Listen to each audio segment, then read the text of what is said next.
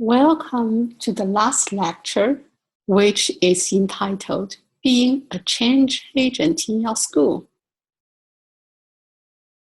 I am Dr. Ping Gao, one of the instructors for this course. The agenda for this lecture include reflection and inquiry. In terms of reflection, you need to reflect the knowledge, skills, and big ideas you can take away from this course. And when we're talking about inquiry, you have to constantly ask yourself the two main questions. The first one, how can I transfer what I have learned from this course into my future teaching practice? And second one, how can I become a change agent for technology integration?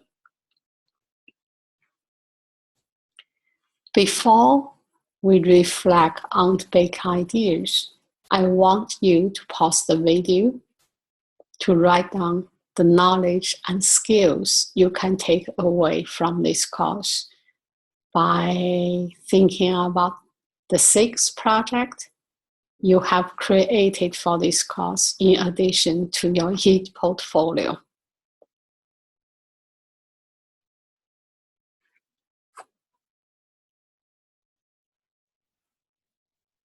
Okay, let's continue to talking about 2 big ideas you can take away from this course.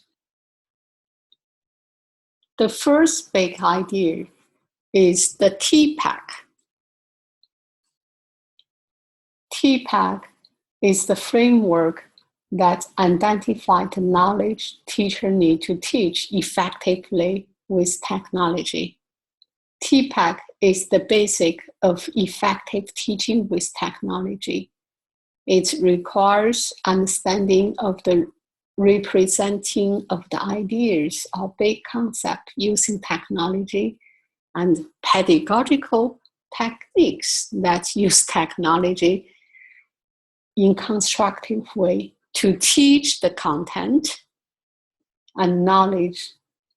What makes concept difficult or easy to learn, and how technology can help to reduce stress of some of the problems students are learning, and how to use technology to make the connections with the students' prior knowledge and the theory of their thinking, and thinking about knowledge, how technology can be used to build on existing knowledge to develop new way of thinking or strengthen the old one. We're already talking about the sweet spot is technological, pedagogical content knowledge. So we call TPAC. In the future teaching practice, whenever you thinking about technology, you should not thinking about for using technology per se. You have to think about how to effectively and pedagogically use technology to enhance students' learning. That's related. The second big idea you can take away from this course is called Teaching in the 21st Century Learning, and we have to put the learning at the center of our thinking and thinking about how to encourage students to create, to transform their learning, and thinking about creativities. First, let's watch a video from the student's point of view about 21st century learning.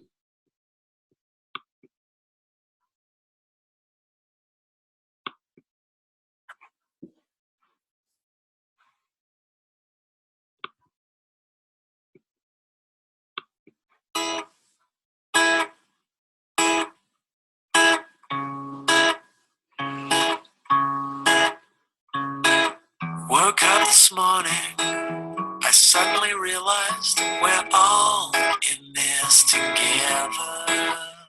I started smiling, 'cause you were smiling, and we're all in this together. I'm made of atoms, you're made of atoms, and we're all in this together. And long division just doesn't matter, 'cause we're all in this together. Yeah.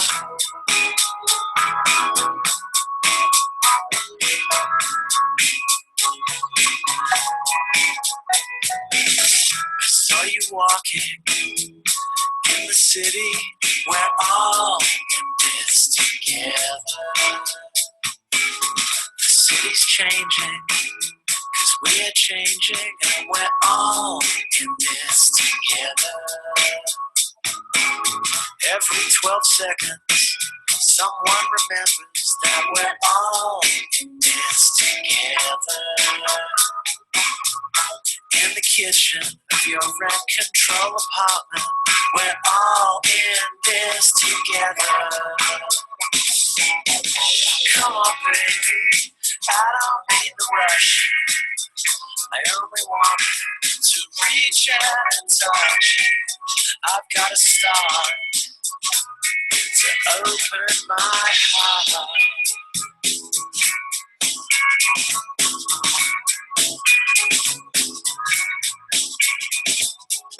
I know you think about jumping ship before it sinks, but we are all in this together.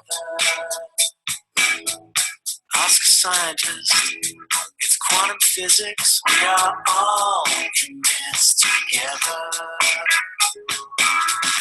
On the subway, we feel like strangers, but we're all in this together. Yeah, I love you, and you love her, and she loves him, but we are all in this together. Okay, after watch the video, you already know teaching for 21st century learning and focus on students' learning. When talking about 21st century learning, that's the framework you need to take away, thinking about 21st century students' learning outcome and the supporting system. When we look at the rainbow, you look at the core subject that's related 3R and 21st century theme. Then you look at the yellow as the center of the rainbow is talking about learning and innovation skills. We call 4Cs: critical thinking, communication, collaboration, and creativities. Then we look at life and career skills and thinking about information, media, and technology skills. When look at all the students' learning is based on standards and assessment, based on the curriculum and instruction, and based on teachers' professional development, and particularly talking about learning environment. This is the big concept you need to take away, and particularly you have to think about the 4Cs of the 21st century learning. As you already know, that's the communication. Students can share ideas, and students can ask the questions, and the students can find solutions. When students working collaboratively, they reach a goal and put the talent and expertise and smarts to work together. And when talking about critical thinking and look at the problem in the new way and link learning across the subject and the disciplines. And most important, we are talking about creativities. that allows students to try out the new approaches to get the thing done equally, and innovation and inventions. It's very important for the goal is to provide access to technology and how to use technology to prepare students for their future practice. After reflect the knowledge, the skills, and big ideas, we have to develop a new disposition. And disposition that refers to one's habits of thinking, and particularly the way of look at things and take the actions for it. The new disposition is to become a change agent. For some of you, to become a change agent is kind of difficult. And first of all, you want to know what is the definition of a change agent. There are several definitions. In this lecture, I'd like to highlight two of them. The first one is Rogers' definition, talking about a change agent is an individual who facilitates the diffusion of innovation for potential adapters. That's the person who stands out to want to make a change for the other people. And another definition is a change agent who forces, steers, and motivates the communities to move towards a specific destination. When look at all these two definitions and the four major characteristics of a change agent include: a change agent lives in the future, not the present. So we have to teach the students for the future, not for the past and not for the present. And it's very important. A change agent is filled with the passion and inspire others to make a difference, first in his own classroom and eventually to inspire other teachers.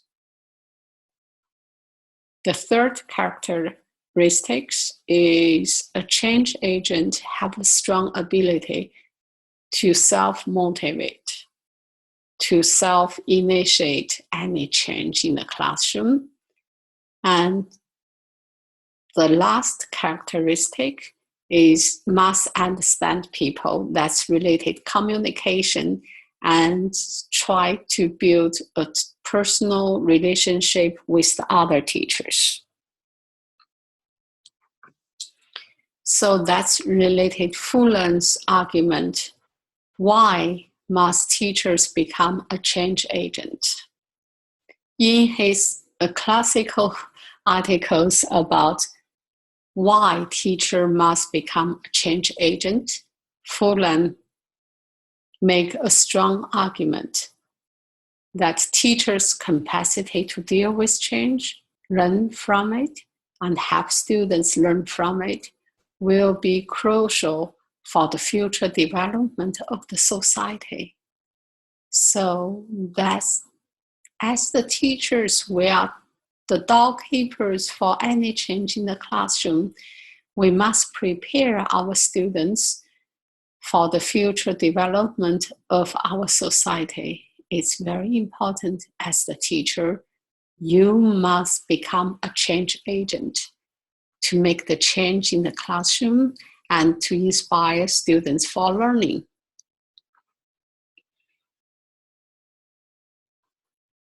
When we're talking about become a change agent, some of you may consider it's very difficult to become a change agent. And how can I become a change agent?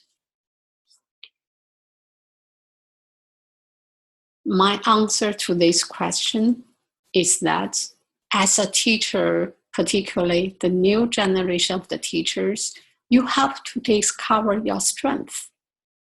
Strength that refers your expertise, that equals your knowledge, skills, and talent. And a strength is naturally recurring patterns of thinking, feeling, and behaviors that can be productively applied. You can stop here to think, what kind of strength do you have as a new teacher when you're comparing with the other practicing teachers in the school?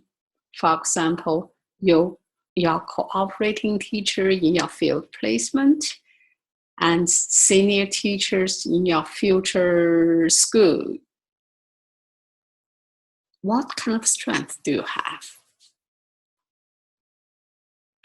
Oh, some of you may thinking about, as the new generation of teachers, you have grown up with technology, so your tech savvy is one of your strengths. When you can identify your talents with the skill and knowledge, so you can identify your strength. That's the ability to provide consistent, positive performance in a given activities. So it's very important for you to think about strength you have as the new generation of the teachers, to use technology as part of your living and part of your growth. So you are technology native. So you learn technology comparatively easier than the senior teachers. And this is the transformative discourse for developing teacher leadership potential.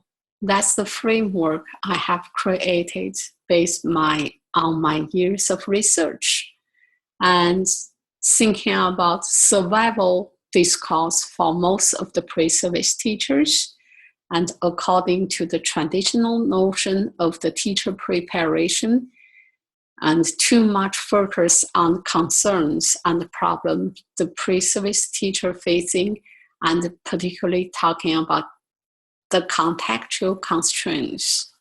For example, not enough support from the cooperating teachers for using technology, and thinking about certain elements in the classroom, and the time constraint when you have to teach certain ways. There are so many constraints that restrict your using of technology. And sometimes you have the different view about using technology, so that become cognitive dissonance, that different opinions conflict. When you put too much energies in order to survive, you feel less powered to make any change. When you are on the surviving stage, you can only thinking about your student-teacher identity. However, if you found the different beliefs in teaching and learning can be a starting point for you to use technology, so more likely you want to use technology to effectively use to enhance students' learning. So you feel dispowered by discovering your own technology-savvy strength. So you can take the initiative. As we mentioned, one characteristic of a change agent is to self-motivated. As the teacher, when you want to take the initiative to empower your students for hands-on teaching and learning, and more likely you have developed a teacher identity. After you feel empowered by teaching with technology that really enhances students' learning, you decided to empower other teachers by capitalize on your strengths and thinking about how to influence other teachers for technology integration. In that stage, more likely you can consider yourself as a change agent to make a huge impact, not only in your own classroom for your own students, but a larger impact for the other teachers, or sometimes for the school level of change. I mean, there are enough research evidence to support my framework about learning to teach and learning to lead. I'd like to end today's lecture by inviting you to watch a video created by a UNI EdTech minor student who graduated 4 years from UNI 4 years ago. But the video was created by Mr. Piper 2 years ago. Please take the note about his email. He welcomes you to ask him questions about the beginning years as the new teacher.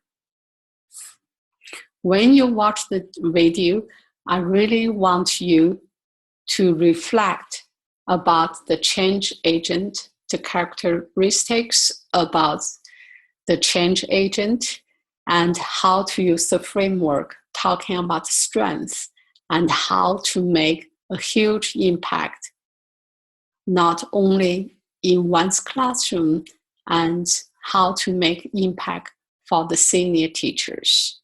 So that's all the elements that's related being a change agent in your school. Please, let's enjoy the video. I provide the questions for him to answer. Let's watch together.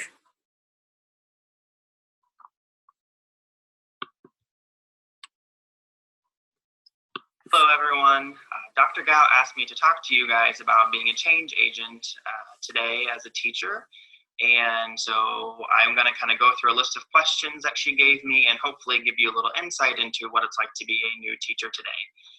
So I'll start with a little bit of introduction. My name is Chase Piper. I'm a second-year teacher in Council Bluffs, Iowa. I teach 24 third graders, and I absolutely love my job. The first question she asked me was, how did I get my job? Well, I graduated from UNI 2 years ago, and I just started applying for jobs. I took a leap and student taught in Des Moines, and from there I was just kind of looking for where I could get a job. And the first place, I had 2 interviews, and one was in Council Bluffs, and I went for it because I wanted third grade, and it just seemed like a really good fit for me.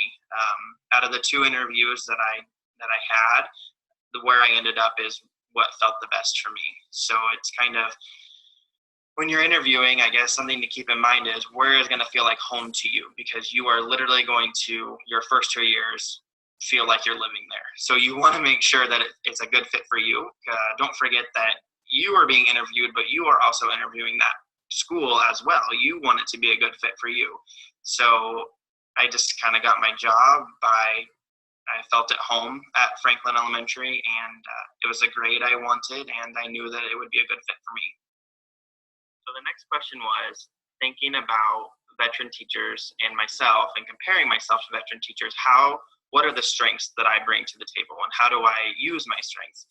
Well, I think that a strength that every new teacher has is most new teachers are so motivated to do well. They're so motivated to learn. And I think when you work with some veteran teachers that maybe have been teaching for a while, you kind of give them that fire again. And that is so important. If you are going to be a teacher, you are in for just being a learner for the rest of your life. I mean, you have to be. You have to keep up with the game. And last year when I started at Franklin, I was the youngest teacher by far.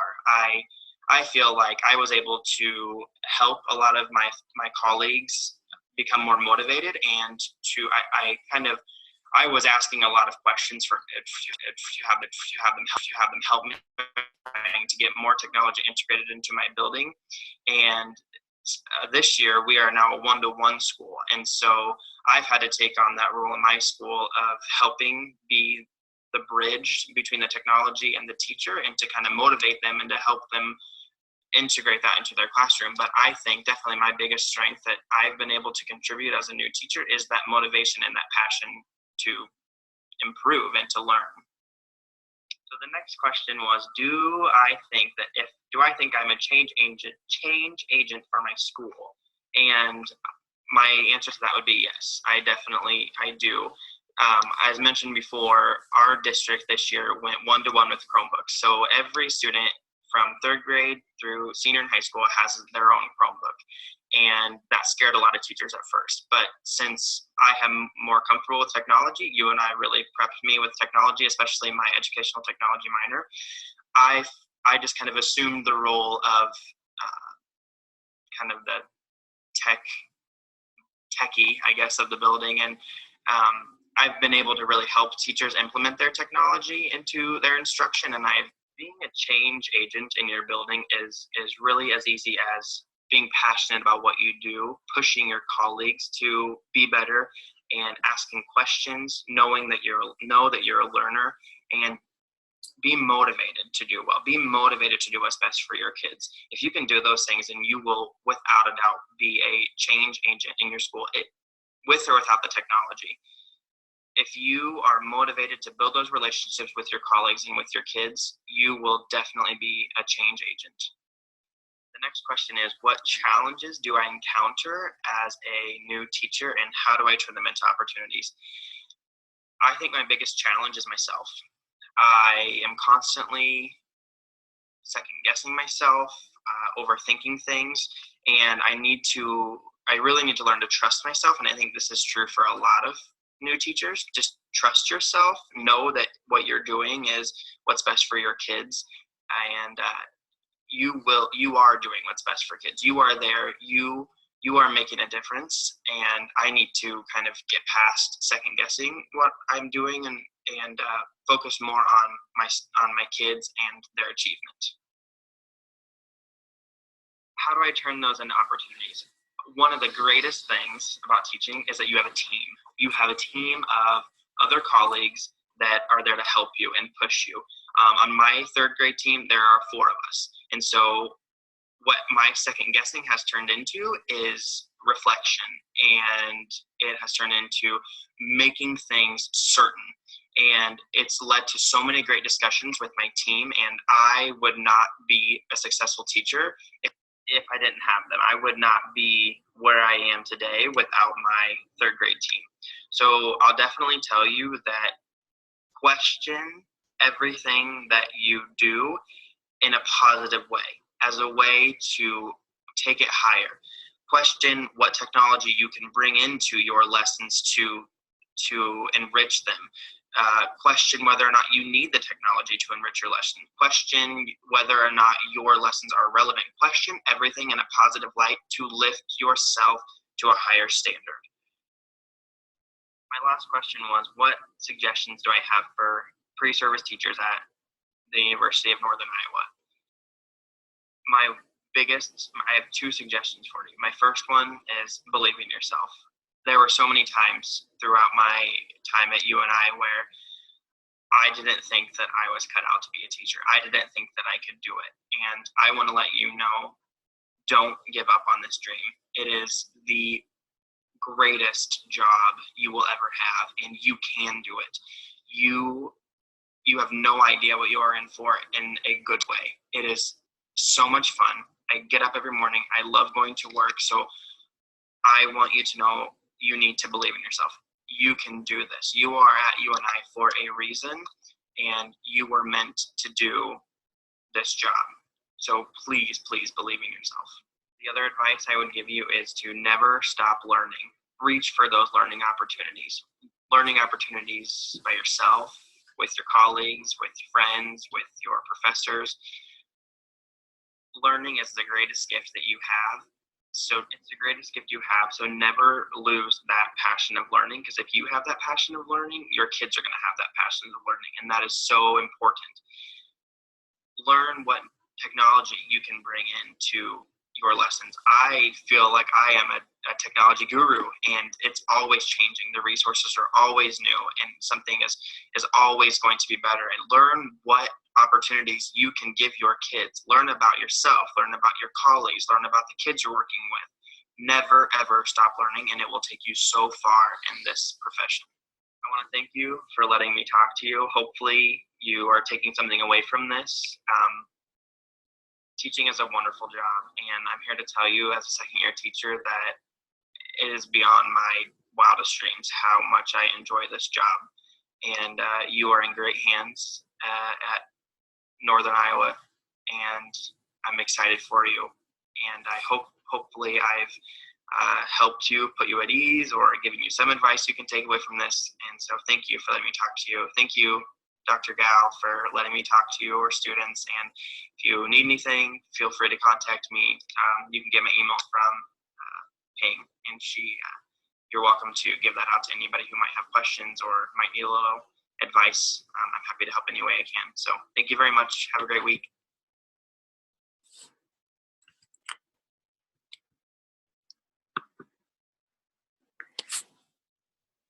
Here is the email address you can write down in case you have any questions. So there's another personal learning connections, personal learning network you can create by follow him. And he has so many videos on the YouTube, and he creates the Google Classroom. So this is something that's a good example for you to follow, and we are sure and you can bring back to us someday about your successful stories, and someday you can become the guest speakers for our future students. Thank you so much.